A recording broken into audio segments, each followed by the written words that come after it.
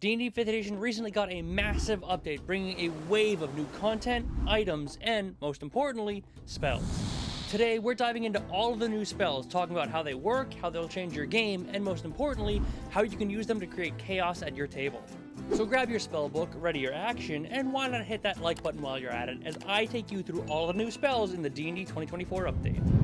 The 2024 update introduced 10 new spells to 5th edition. Well, technically. One of those is Divine Smite, which isn't technically new, it's just been reworked into a spell. So if we cut that one out, because we all know what Divine Smite does, that leaves us 9 new spells to dive into. This includes 3 new cantrips and a bunch of others scaling all the way up until 7th level. So let's start off in the cantrips and then work our way up with the first new spell of today, Sorcerous Burst. This is a risk-reward style spell that taps into arcane energy to deal a wide variety of different damage types. Unlike other damage-dealing cantrips, this spell's unique mechanic makes it the most unpredictable, and yet the most explosive cantrip in the game. At its core, Sorcerous Burst is simple. You make a ranged spell attack, and on a hit you deal 1d8 damage of a type you choose, being acid, cold, fire, lightning, poison, psychic, or thunder damage. This alone is fantastic versatility, allowing you to bypass resistances with nothing but a cantrip, or exploit enemy weaknesses on the fly. But where it really shines is its unique mechanic and burst potential. If you roll an 8 on one of the damage die, you get to roll an additional d8 to just add to your damage. This can chain additional d8s up to a cap of your spellcasting modifier, which at minimum is likely 5 at level 1. This means that even if it may be unlikely, you could theoretically chain up to 5d8 additional damage for this one cantrip. However, this style of cantrip leads to inconsistencies, meaning that it's not always going to outperform other sustained damage cantrips like Eldritch Blast or Fireballs. Still, if you love the thrill of rolling multiple dice and don't mind a little bit of chaos, Sorcerous Burst is one of the most exciting new options in 2024. But not every cantrip is about dealing damage. Some offer a more subtle approach to magic. Less about dealing damage and more about shaping the world around you. And this brings us to our next spell, Elementalism. This spell is essentially an elementally themed version of Thaumaturgy. While Thaumaturgy is a cleric-exclusive spell focused on dramatic supernatural effects like booming voices or phantom sounds, Elementalism is a more grounded, nature-focused alternative that taps into air, earth, fire, and water. Much like Thaumaturgy, Elementalism provides a small set of flavorful abilities that aren't going to turn the tide of battle, but offer creative and practical applications for problem solving.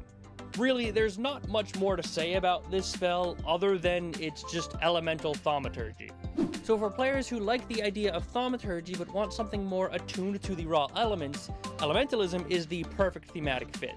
And speaking of thematic flavor, let's talk about the celestial theming with another cantrip, Starry Wisp. Mechanically, it works similar to other cantrips like Firebolt or Eldritch Blast, dealing 1d8 of damage on a ranged spell attack hit and scales up as you level. Enemies hit with Starry Wisp emit a dim light and are prevented from going invisible until the end of your next turn. This makes it an excellent tool for fighting enemies who rely on stealth or magical concealment of some kind. And even in fights where invisibility isn't really a factor, the glowing effect can have a tactical purpose, helping allies track moving targets or revealing foes' position in a dark environment.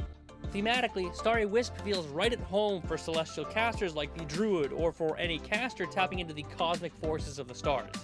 But sometimes, survival isn't just about revealing the threats, it is about enduring them. And that is where our next spell comes into play with the first level spell, the second level Arcane Vigor. This is a unique healing spell available to sorcerers and wizards.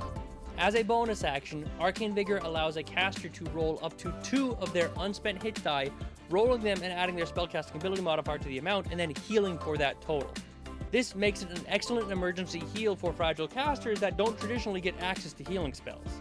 The trade-off, of course, is that these hit dice are expended, meaning that you have fewer resources for short rests. You can also upcast this spell to increase its effectiveness, allowing you to roll additional hit dice for more healing. While Arcane Vigor won't replace any dedicated healing spells, it gives arcane casters a rare way to keep themselves in the fight, at the cost of their long-term endurance. But resilience can come from more than just your hit dice, and our next spell for today, Fount of Moonlight, offers a unique blend of protection with both offensive and defensive capabilities. This is a 4th level spell available to both bards and druids. Upon casting, you become wreathed in moonlight, shedding bright illumination within a 20-foot radius and granting resistance to radiant damage. More importantly, however, while under the effects of Fount of Moonlight, every melee attack the caster makes deals an additional 2d6 damage. This makes it an ideal spell for melee bards or druids, and is particularly powerful with the Moon Druid and their empowered wild shape. And while that's already powerful enough, there is also one additional effect with this spell. After taking damage, you can use your reaction to force that creature, as long as they are within 60 feet, to make a Constitution saving throw, potentially blinding them until the end of their next turn. This is a particularly powerful battlefield control effect, particularly because it works against both melee and ranged combatants. But sometimes, defense just isn't enough. You need to seize control of the battlefield itself, and that's where our next spell on today's list comes into play. Jallarzi's Storm of Radiance is a battlefield control spell that combines damage with a silencing effect, completely shutting down spellcasters. Functionally, it can be thought of as silence taken to the extreme. It disrupts enemies similar to the Silence spell, while also dealing continuous damage and imposing the blinded and deafened conditions.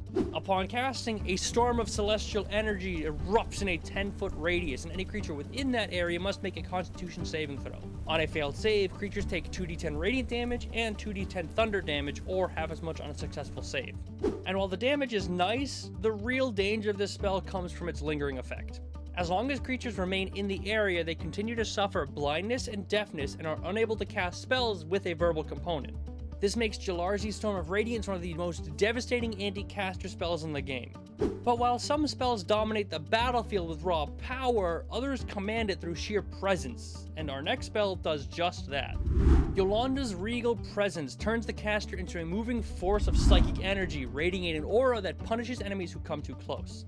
Unlike most area of effect spells, this spell is an emanation traveling with the caster, making it a powerful tool for battlefield control while also dealing consistent psychic damage.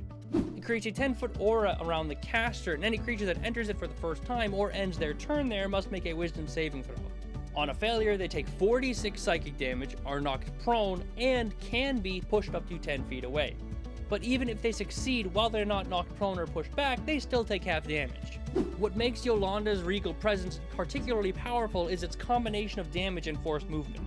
The damage is obviously powerful, especially that it deals damage regardless of if they succeed or not.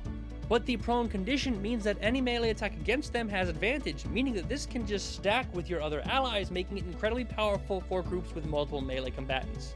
So while it might not seem that impactful, just having someone run into melee while this presence is over them can be overwhelming for any group of enemies. But not every spell is about overwhelming your enemies. Some spells are about supporting your allies. And what's more supportive than free potions?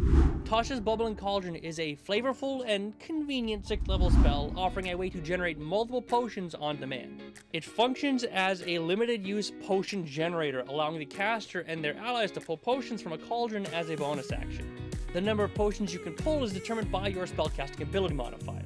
Given that spellcasting ability modifiers around this level typically fall anywhere from a +6 to a +10, this means you can get anywhere from 6 to 10 free potions, or most notably, potions of greater healing. Now, while the idea of conjuring a magical cauldron with bubbling elixirs is thematically fun and undoubtedly useful, its actual effectiveness is kind of underwhelming for that of a 6th level spell. Specifically because of two main problems, being that you can only choose one type of potion that you can pull from it, meaning you can't pull multiple potions, and two, those potions can only be common or uncommon level. Since the spell doesn't allow for rare or more powerful potions, there are very few options that justify spending such a high level spell slot. And since you only get one type of potion, it's not like you can even mix and match, you're just kind of stuck with whichever one you chose. So while Tasha's Bubbling Cauldron can be useful, its overall power level feels much more appropriate to a lower tier of spell. But nonetheless, if you're looking for a fun, unique, and convenient potion dispenser, then look no further than Tasha's Bubbling Cauldron. However, sometimes protection requires more than just potions. It demands immediate and overwhelming protection, which brings us to our final spell for today, the 7th level Power Word Fortify. This is an incredibly powerful defensive powerhouse, providing up to 120 temporary hit points distributed amongst up to 6 creatures of your choice. Unlike healing spells that require someone to take damage first, this spell prepares the party before the fight even begins, ensuring that they can take devastating hits without ever losing real HP. Compared to Power Word Heal, the 9th level powerhouse that restores a single creature to maximum hit points, Overpowered, Fortify has the advantage of affecting multiple creatures at once, giving the party flexibility in how they distribute their protection. And compared to the 6th level alternative spell Heal, which restores 70 HP to a single target, this spell nearly doubles that for one spell slot higher and allows you to spread it amongst multiple creatures. Since temporary hit points act like a buffer, Power Word Fortify mitigates damage, preventing the need for any healing in the first place. For a 7th level spell, it is one of the most tactically valuable defensive spells available. Simple, efficient, and capable of turning the tides of battle before it even begins. So whether you're preparing your front line for an onslaught of attacks, or fortifying your entire party in preparation for a potential Dragon's Breath, this spell ensures that everyone gets a layer of protection right when they need it. But those are all the new spells in the 2024 update. What do you think? Are these spells good, or do they leave a lot to be desired? Let me know your thoughts in the comments below. And hey, if you're looking for more ways to enjoy the game, why not hit the like button and subscribe for more epic spell breakdowns, combos, or maybe some DM tips or two for DMs who have players that might watch videos like this one. Thank you very much for watching, I hope you enjoyed, and I'll see you next time.